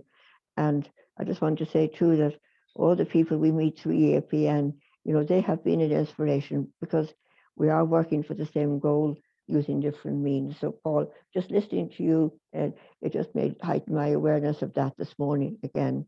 So thank you, Paul, for the time, the thought you put into it. Thank you also for your own leadership and for continuing to represent us when you go to those EU Commission meetings. And we wish EAPN every success for the future. Now, could I pass on now to Nessan? Nessan is a member of the Society of St. Vincent de Paul, and we are going to ask him to say a few words about the future. Because the negotiations are still continuing about the actual transfer, he won't touch that particular aspect when he's looking at the future. The Vincent de Paul have been one of the trustees of the Vincentian Partnership, and we have worked very well with them in the past. So we're very pleased that Nessan would be here. But independently of that, we discovered very early on that Nessan himself had a real interest in budget standards, in the minimum essential standard of living, and that we met him at different events. And it was also, lovely to meet somebody who supported the work in the everyday life and was so much aware of it, because we find that it's still only probably the budget standard is well known within a certain circle of people, the community and voluntary sector, but the fact that it's going wider than that is very encouraging. So Nessan, thank you. Thanks very much, Bernadette. I feel a bit of an imposter here today with so many distinguished people, both academics and social justice advocates, many of whose work I quote and read and help inform myself. So I'm delighted to be here. I'm also conscious as a volunteer and member of the Society of St. Vincent de Paul, as both a member of a visitation conference and also as involved in the National Social Justice Committee of Vincent de Paul, that we're part of the Vincentian family. So I'm always very conscious of that, Bernadette, that, we have those, hopefully shared values and passion for social justice. And just to say for the wider audience, the main aims of the Society of St. Vincent de Paul, there are three really, quite simply said, maybe hard to implement, but one is to provide support and friendship to people in need. Secondly is to help people insofar as it's possible to become self-sufficient. That is a great challenge, of course, when you have inadequate income. And the third is to advocate for social justice, and in this case, social justice in Ireland. And I think that latter bit is very important, because if one only does the charity bit, and without advocating for social justice, one can be accused, I think, of colluding in the perpetuation of poverty. So the advocacy is hugely important. And the advocacy in the Society of St. Vincent de Paul is has been greatly informed by the work of the Vincentian Partnership for Social Justice through the minimum essential standard of living. It's frequently cited in our pre-budget submissions, particularly when we are addressing the theme of income adequacy and income inadequacy. So that work is really cherished by us and valued by us. And I suppose what I would also say around the MESL is it really lives up to what Bernadette said. It is valid, it's reliable, it's transparent. I just noted those 3 words and when you were speaking earlier there, Bernadette, and it's, you know, it's rigorous, it's academically rigorous, and it is widespread acceptance, which is unusual, and it's a remarkable achievement, that the MESL is largely accepted. The validity of it is largely accepted both in government circles. If you follow Dáil debates, and I've been looking at some of those recently, going back and doing a bit of research on them, and you see questions to ministers of the day, asking what are they doing to implement the MESL.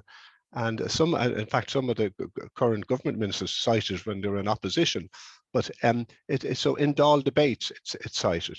It's also cited by many other NGOs and people, organisations represented here, ATD, the Altogether in Dignity, and I know Dan is here, maybe other people are there, and Sister Bernadette herself is very involved in ATD. They cite that often. Bríd from the INOU mentioned it, Social Justice Ireland do, the Nevin Institute, Economic Research Institute, I see, have mentioned it, TASC, the think tank for social change. I could go on, and interestingly too, I have an involvement with MABS, the Money Advice and Budgeting Service, and the Insolvency Service of Ireland. Their guidelines on what's a reasonable living expenses, they're modelled on the minimum essential standard of living. You know, and I think reference earlier during Bríd's presentation to mention the national, the Institute for People Blind, NCBI, and they also have cited that too.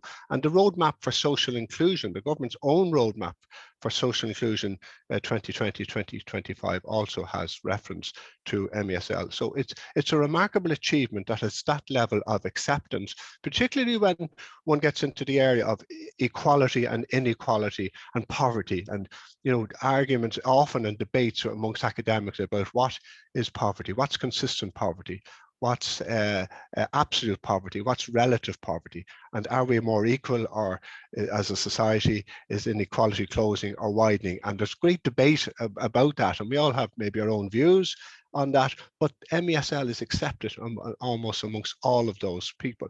And in passing, I share Matt's view that COVID-19 has exacerbated inequality. I think of that there's no doubt, or very little doubt, I would say, and hence the work of MESL is so important, and that it remains, that work continues to inform public debate, public policy.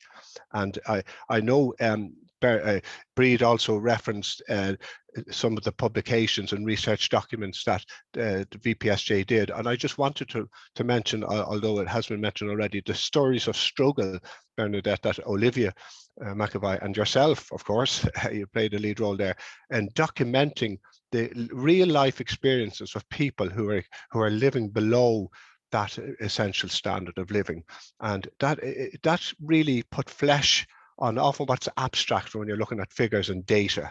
It's told, as its title was, struggle, people who are heroically trying to manage on very limited and inadequate incomes. And I often think about that in my work with Vincent de Paul, but these are real people, and reference was made to people on limited incomes, how they are brilliant at managing money. They are superb, and those stories there brought it home how often the mothers, let's be honest, often the mothers who maybe sacrifice themselves and their own even food intake for their children. And I think there's such great lessons here. So I see, I see that study and findings putting almost flesh on the importance of the work of MESL. And I think, like I mentioned, we're part of the Convention family and this concern for social justice, but it has to be informed. And I think in recent times, there's an emerging almost consensus on, that it's no longer acceptable to have such inequality in society. But also, President Michael D. Higgins has given voice to that so effectively, and he's as frequently attended the events around UN Anti-Poverty Day, or the Day for the Eradication of Poverty, the 17th of October.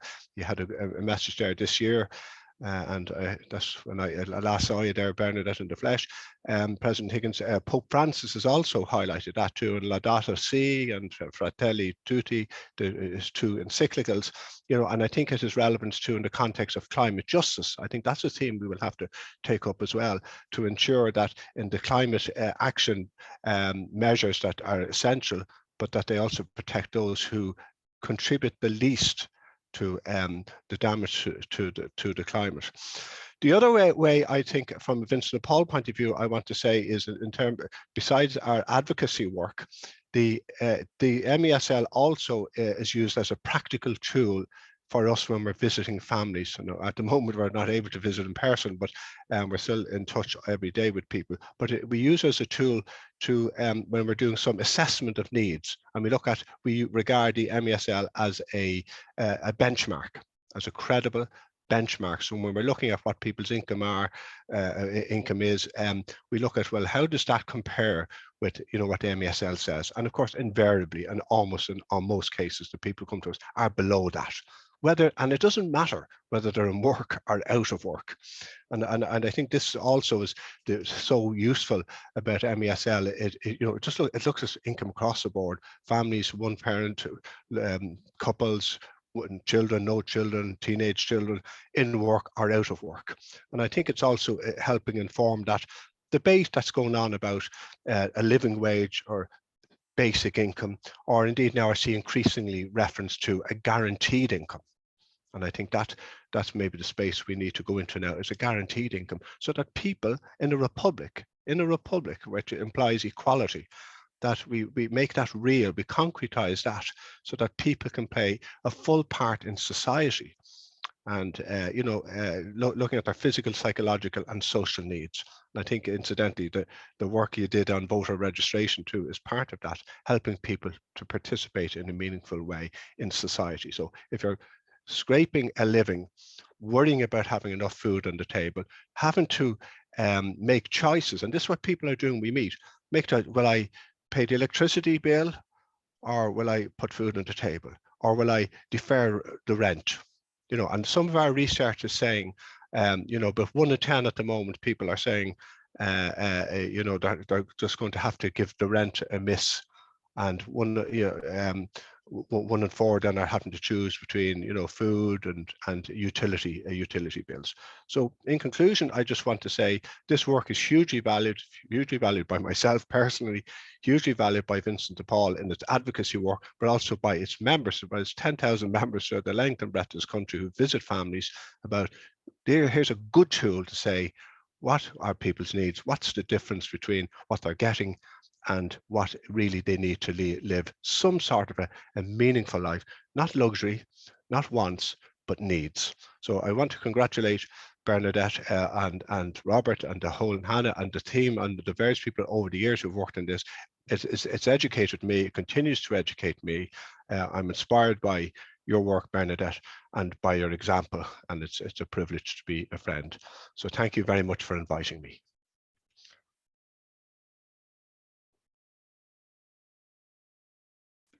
You're on mute, Bernadette. Yeah, sorry. Yeah. I just want to say a very big thank you to Nessan, because Nessan has been another long-term supporter. But I just want to say a little bit before we go on, is I didn't actually introduce Nessan properly and say actually what his background is, because as I listened to him there, I realized that, the person he is, and what he has been doing, they merge. So I just want to, and the decisions he made about his life. So Nessan is a member of this Vincent de Paul National Social Policy Committee, but for 30 years, he worked in the public sector in the Department of Labour and Force. And during that time, he held a number of senior positions. He was the regional manager for community and employment services, and he was a senior member of policy committee and advisors. And because of his passion for social justice, and this is what struck me so much about him, he decided to leave the public service and to work full-time as a volunteer in the community and voluntary sector. Perhaps it wasn't a mistake, just an oversight, not to introduce him first, because it gives you also another understanding of where his words came from.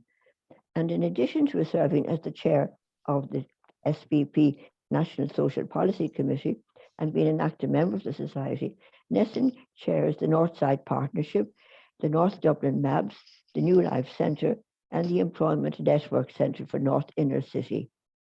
And he's also a director of several other not-for-profit organisations. So what he said today, came from a vast experience of working with people in poverty, and also it really reflects his own very deep commitment to working for a more just and inclusive society, and for his empathy with people, who have to make the choice between eating and heat.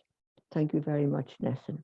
Thank you very much, Bernadette. And now finally, just a few words about, where I come in about working for justice. Myself is the future of the MESL. I suppose I can only, for that, when I think of the future of the MESL, I can only express my hope. And my hope is that the Vincentian MESL Research Centre, which is going to show on McDermott Street, will continue to make a distinct contribution to the suite of measures which address the causes, the impact, and solutions to living in poverty because of an inadequate income. And as I was reflecting back on the number of years, I remember once being told that the best predictor of future success is past success. No, I'm not, when I talk about that, I'm only talking about the actual values, the influences that were acting as we walked over the last number of years. And these were just influences or factors for myself. It really, colored the whole of the partnership and our team. And the first one really was a very strong consciousness of the impact of living with an inadequate income for households and individuals, and particularly households with children. And I suppose those 4 women from Cherry Orchard have been the unseen companions of the work over the last number of years. They epitomized what we were about. Women of enormous personal dignity, women who are doing a tremendous work with their families in the neighborhood, and yet who from week to week struggled with the reality of an inadequate income. And their request, will nobody show the government and policymakers, what people need to live with dignity, and what they need actually for an acceptable standard of living. And then another influence on the same line, with John White Wilson's, he has 4 questions. And I used to keep those questions, and not just in front of me, but we had it in the partnership as well, was really, talking about income adequacy. Adequacy for whom? Adequacy for what? Adequacy for how long? And who says? So we said adequacy for whom is really for the whole of the population. A minimum income standard, a level of standard of living, an adequate standard of living, which was for all of us right throughout the population. Not a standard of living for people who are struggling, not a standard of living for people who, for some reason or other, are seen as dismissed, as not managing or being irresponsible, but for the rest of us, ordinary human beings. And most of us, thank goodness, have a much better standard than the minimum, but we want that minimum for everybody across the population. So that is for whom. And then for what? We said what it is, it's for a minimum standard of living that meets a person's physical, psychological, and social needs as a minimum but socially acceptable level. So it's physical, psychological, and social needs, but at a socially acceptable level. And then for how long? Well, we hope that people throughout their lives will have a standard of living which at least meets a minimum standard. And then the important question, who says? Who says what an adequate standard of living is for people? It's not the statisticians, it's not the theoretical people who we need them, but they should not be the decision makers, on what people need. And so many, often they're made by people of goodwill, but who have very little experience of what it is to struggle, have very little experience of knowing this is what an extra €10 a week couldn't do. So there's, when we say what really drove us, and it's not something, this is a personal thing. I don't believe in sharing just personal points, but our personal values, because that's fine for me, but it doesn't necessarily apply to anyone else. but they would be the hallmark, really, that sense of empathy with people who are struggling, but also a sense of justice, that is not right, not in the world today, but in a country, but there's so much resources and so much wealth. So that would be, there would be one of the points. The other one would be the quality of our researchers. That would be the second. You know, the Vincentian Partnership really was blessed. We've had 8 researchers workers in a short time in our 22 years, and each one of them, was outstanding. We didn't have one person who we could say really wasn't up to the mark. They were colleagues. They were colleagues who had that sense of empathy, a sense of justice, and a commitment to professionalism, to ensuring that the work was reached a very high standard that would be seen as independent and valid, reliable and transparent. So the third point I would say was that coming back again to the actual data itself, that we were very conscious always about the data. I think Professor Bradshaw Jonathan said, how time consuming it is and tedious. It is time consuming. It's a little bit better now because you could do some of the pricing online. In the beginning, we had to go around those shops ourselves and do it. It was very enjoyable sometimes, but and I used to work with some colleagues who were much quicker than me. They would be at the end of the queue, end of a line, whereas I'd be still at the top of it, looking at different goods. So it was just that, in other words, that is really a very strong concern, that the data itself, out of respect for the people with whom we work and for whom we work, that it would be valid, reliable, transparent and independent. And I suppose the Vincentian Partnership was very important in that regard, because we were a small organization and there were no constraints from our board of management. We just wanted to be faithful to our constitution. So we didn't have any constraint in deciding what projects we should do, how and when to publish, how to represent the data. We were not constrained by the sensitivities or aspirations of other people. We were able to let the data speak.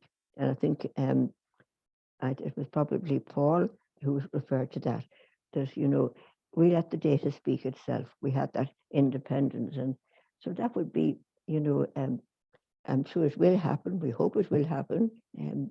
But somehow independence and high standards have to be worked for.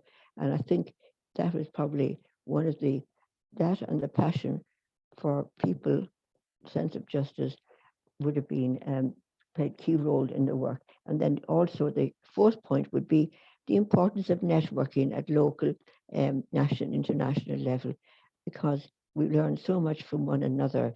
And also when we work together in networks, we have somehow the joy of knowing that we're contributing something that's even greater than our own nation, that is something very much linking us with humankind.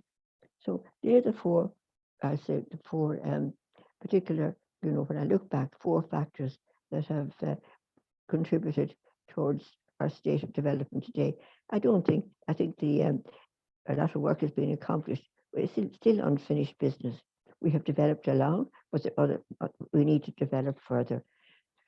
When I think of those 4 points that I've made and the future of the MESL, I have every confidence that Robert, as coordinator of this new Vincentian MESL Research Centre, will ensure that the MESL will go forward driven by a strong sense of empathy, a strong sense of justice, and a commitment to the highest standards of professionalism.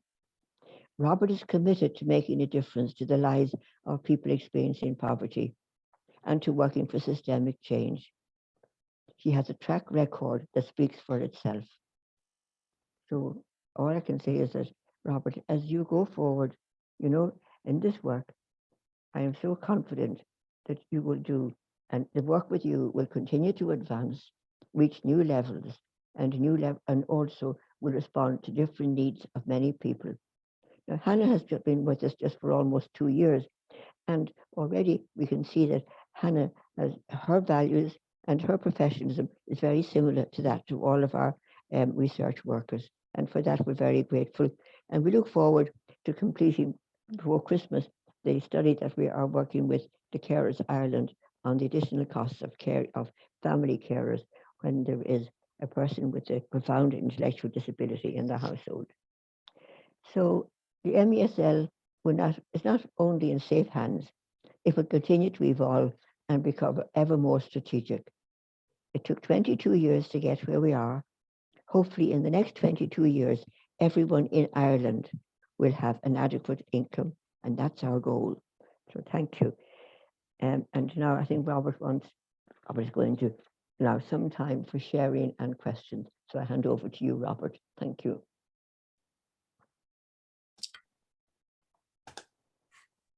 Thank you, Bernadette. And thank you for everything this morning. Yes, yeah. We were we've had a lot of comments and congratulations and so forth coming in on the chat. We were saying if anyone would like to had any questions for any of us, any of the panel, any of the speakers this morning on the MESL research or wider budget standards research to submit them. So we did have there was a question came in from Michelle Murphy. So she asks, firstly, if we can comment on the impact of long-term exposure to the depth of income inadequacy for very vulnerable households that we referenced and we find in the MESL analysis, and also what policies could be introduced to ensure these households have access to an adequate income. So I suppose the first part, really, the impact of long-term exposure. I think Bernadette, that stories of struggle really showed the ongoing the difficulties people have to make the trade-offs. I think the stories of struggle and yes, and like one long struggle, and I think it was again, it was one of our panelists referred to the fact that it was very sad when we did with Vincent de Paul and Olivia and myself worked with stories of struggle, the interviews with people living below the MESL. It was very sad to see some of the same hardship, some of the same, challenges, the same difficulties that we saw in 1999, that they were still there. That was a major disappointment. One of the what we did see a little bit less of was the actual harassment that came from money lenders. But what will we see? That people at the end of the week or middle of the week, they will make a choice. They have to make a choice because their income is limited. So, and the area that really suffers most, where there is most discretion, is food. And we found out that, that's the area where people cut back. They can't cut back on the rent, they can't cut back on energy, but they do cut back on food. And we saw also how families, how they manage that. Usually the parents would only eat really properly for 2 or 3 days a week because they try and sacrifice and to ensure that their children have healthy eating. Another thing too would be one of the big concerns of people, and these were people who were struggling with poverty, people who were very responsible and caring, but their greatest sorrow was, and this for me was very sad to see, that they felt guilty. They felt guilty in not being able to provide a better situation, life opportunities for their children. They had that concern that their children would not achieve their potential. And that was a very real sorrow for most of those households. And then, of course, they were living with the reality of not being able to pay the rent, to become homeless.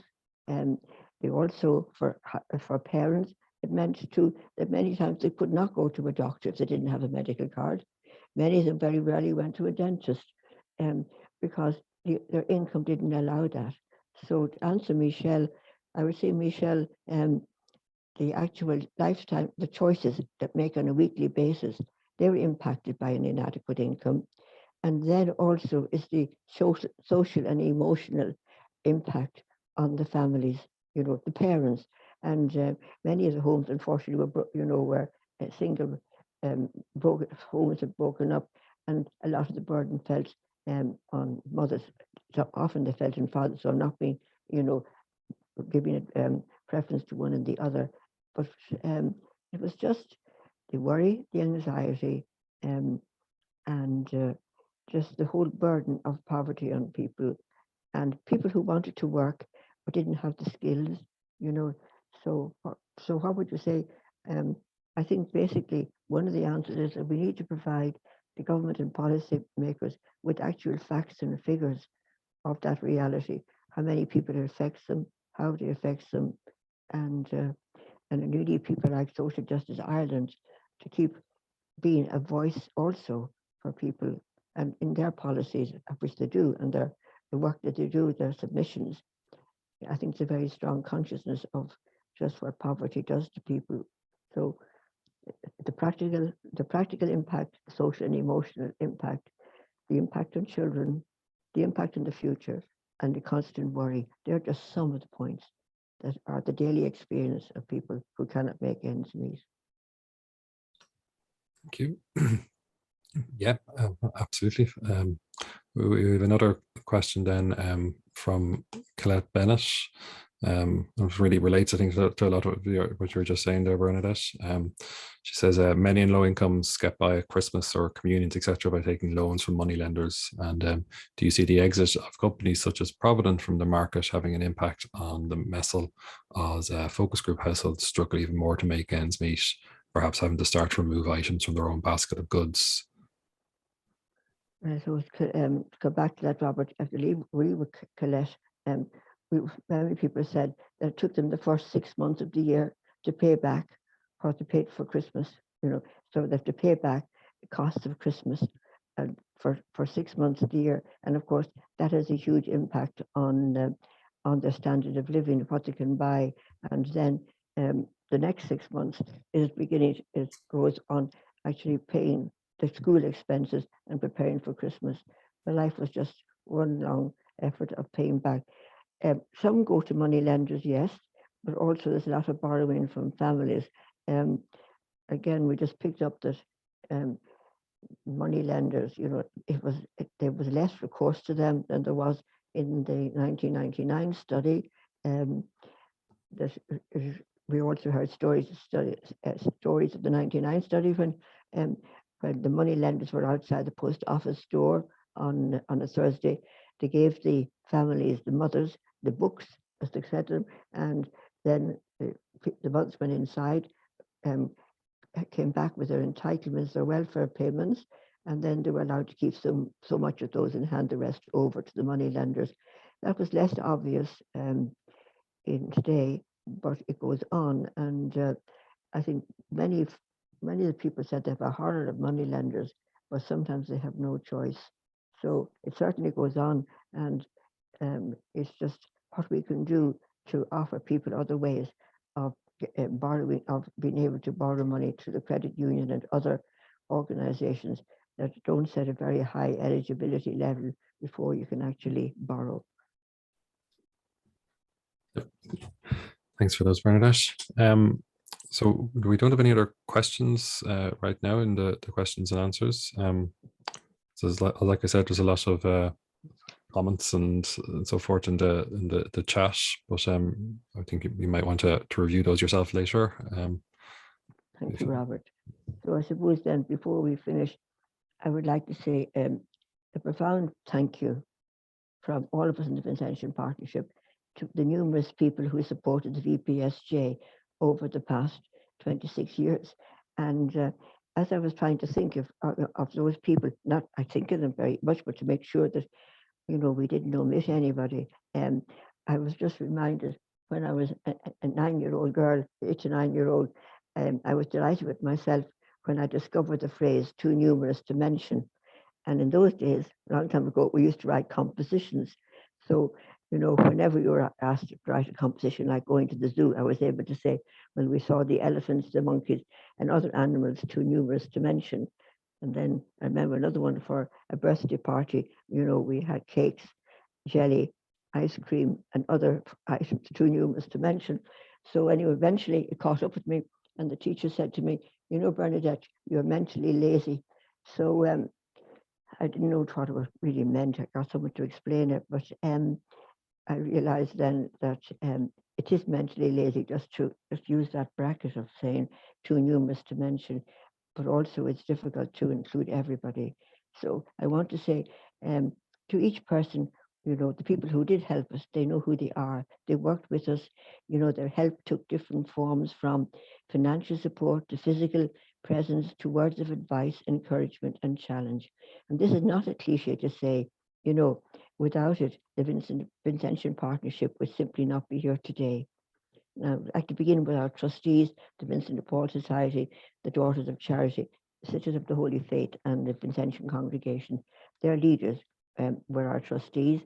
Then our board of management, who had but one agenda, and that really, that particular board was all the years of our existence, were very supportive just in furthering the work of the Vincentian Partnership as expressed in our constitution. And then the research advisory group that over those years, and both today we heard actually Bríd speaking about it, they were there and very much in the beginning, because we had meetings very regularly in the beginning. We needed less as time went on. And then the academic council, one member of which was actually Jonathan, and another member is Donald. And then the wide network of organizations that constitute the community and voluntary sector. And for me, there's a particular reference to the community platform, to which I belonged and wasn't always able to attend meetings as regularly as I would like. But that particular group of people on the community platform, have always been a stimulus, a source of inspiration and support. And then I must mention the DSP, the Department of Social Protection, which since 2013 contribute towards the salaries of the researchers and gave us much appreciated advice, support and encouragement. And over the years, we came to see the members of the department with whom we worked as colleagues who shared similar goals. And they also, you know, encountered constraints. But our relationship certainly, you know, became one of a greater understanding of their particular contribution, was their support, and also the constraints under which they operate. And then we also want to thank the organizations which helped to fund our research projects, the SVP, which we already referred to in connection with Stories of Struggle, the EAPN, who actually financed our rural study, the National Council for the Youth, which we did work with on the cost of education and also the job seekers of younger people, the National Council for the Blind of Ireland, and in a very special way, ISI, who one of the first groups that we worked with, who took our data and used it as a basis for the reasonable living expenses, and then Safe Food Ireland, and who brought it into the whole area of what food poverty is, you know, and then Carers Ireland, with whom we're now working, and the Policy Institute of Trinity College, which really, with Mahon Collins, which enabled us really to concentrate on the minimum income standards, income that we need to be able to afford a minimum essential standard of living. And we also want to thank past members of staff and volunteers, and also a particular word to the 88 focus groups with which we worked over the years. You know, they played such an essential role in the collection of data. And as it was Jonathan who referred to, really, you know, the actual amount of data that you have to collect. We got data on over 2,000 items and services. And people sometimes think, you know, that focus groups are like sitting around having a cup of coffee and talking about the weather and the crops. But I can assure you that the consensual budget methodology is anything but that. We use a very deliberative process, and it can be quite taxing when you're facilitating it. But also, what made us very pleased is we've never had a group that at the end of it didn't say how much they enjoyed it and how much they learned from one another. So without focus groups, we would not have the data we have to analyze and to process. And then I'd like to think of our colleagues already in the MESL UK network, from whom we gained so much. And then also we are members of the European Reference Budget Platform.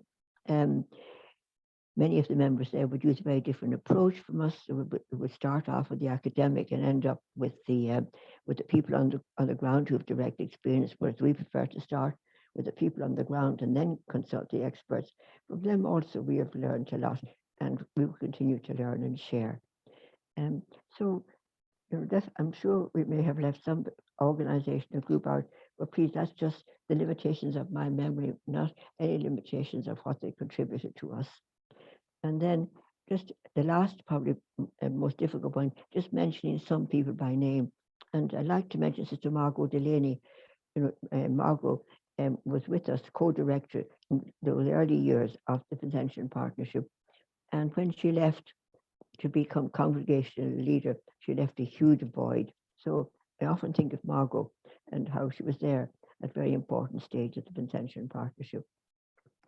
I think of Larry Toomey, our chairperson, who performed a unique role in establishing the Vincentian Partnership on a secure basis. Really, it was Larry who helped us to understand and respond and be compliant with governance issues, with financial demands, and with legal issues. So, as well as giving us very wise advice and also inspiring us with his commitment to working for people in poverty, he also kept us grounded from the point of view of compliance. And then I'd like to mention Jim Walsh, who was Combat Poverty at that time, and then the DSP, and Dennis Moynihan, the DSP, because the very early days of when we were doing the MESL work and budget standards, many people thought it was a great idea, but they didn't, think we would get too far with it because it was so time-consuming and detailed. But both Dennis and Jim, they saw the potential of the work, and they encouraged us when resources were very low. And then I'd like to refer to Sean Healy and Bridget Reynolds and all of the Social Justice Ireland staff, because they were staunch and challenging supporters from day one. I think there probably are many more people we could mention if there was more time, but time is money now today. And I hope that the people who I haven't mentioned and the people we have mentioned, that they realize that what they did enabled the VPSJ to respond to the requests made by those 4 women in Cherry Orchard 22 years ago, when no one ever showed the government what is it like, what we need for a life of dignity, and one where we're not struggling from one end of the week to the next. And we tried, with your help, to answer that question. And we know that the new Vincentian MESL Research Centre in Sean McDermott Street will continue to do that also. So thank you very much. Thank you for being here with us today. And thank you for all the support. And I know that support will continue to Robert and Hannah as they move to a new chapter in the story of MESL reference budgets. Thank you. Bye for now. And could I say a special word of thanks to Robert, who hosted today, and also to Hannah, our co-host.